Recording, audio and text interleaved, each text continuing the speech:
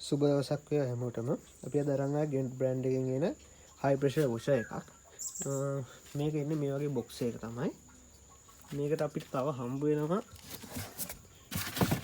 Oil can එකක් හම්බ වෙනවා.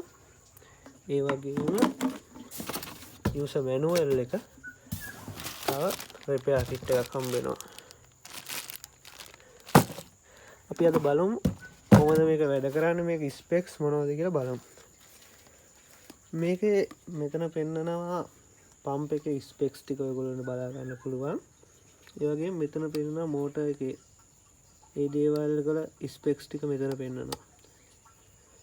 මේක අපිට ගෙදර 220 වෝල්ටේජ් එක ලබා දීලා වැඩ කර ගන්න පුළුවන්.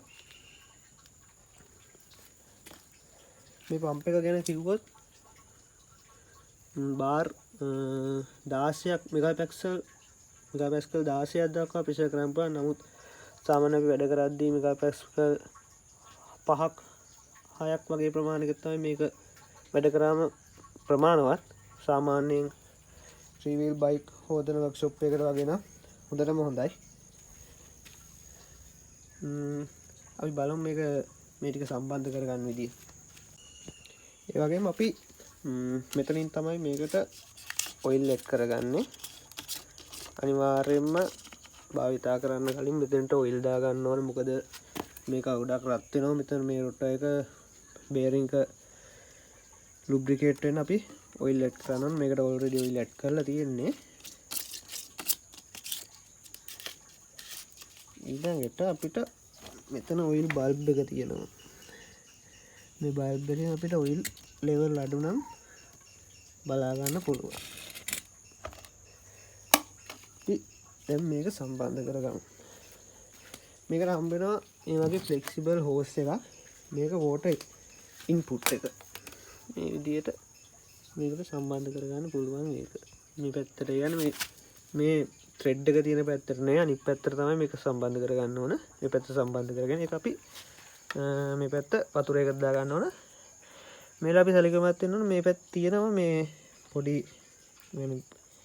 වැලි වගේ දේවල් එනකොට පොඩි දැලක් වගේ එකක්. ඒ වගේම අපි වතුර එකේ සැලකිලිමත් වෙනවා. අඩියටම දාන්න එපා වැලි වගේ තියෙනවා. මොකද වැලි වගේ දේවල් ගියොත් ඉක්මනටම රිපෙයාර් කිට් එක ඩැමේජ් වෙන්න පුළුවන්. රිපෙයාර් කිට් යන්න මූලිකම හේතුවක් තමයි ඒක. ඊළඟට අපි මේ හෝස් එක සම්බන්ධ කරගමු. ඒකට අපිට ඕන වෙනවා 17 යතුරක්. හෝස් එක සම්බන්ධ කරගන්නේ මේ පැත්තට.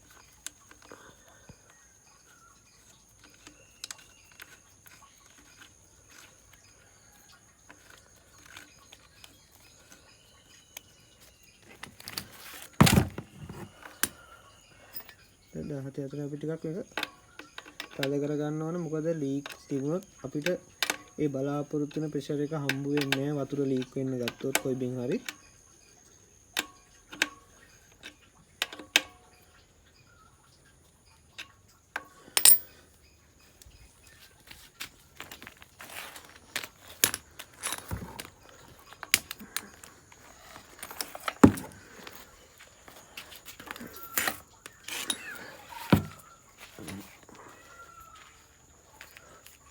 ඊට පස්සේ ප්‍රෙෂර් ගන්න එක පැත්ත වැදුවොත් මේකේ තියෙනවා මේ විදිහට මේක ලොක් කරගන්න පුළුවන්. මේක ලොකින් සිස්ටම් එකක් තියෙනවා. මම ඔයගලන්ට පෙන්නන්නම් මේක.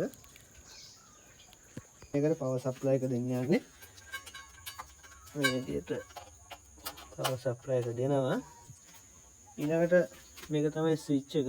මේ ස්විච් එක බලකට අපි ගන්න එක අතට අරගෙන මේ ස්විච් එකෙන් තමයි පවර් එක දෙන්නේ.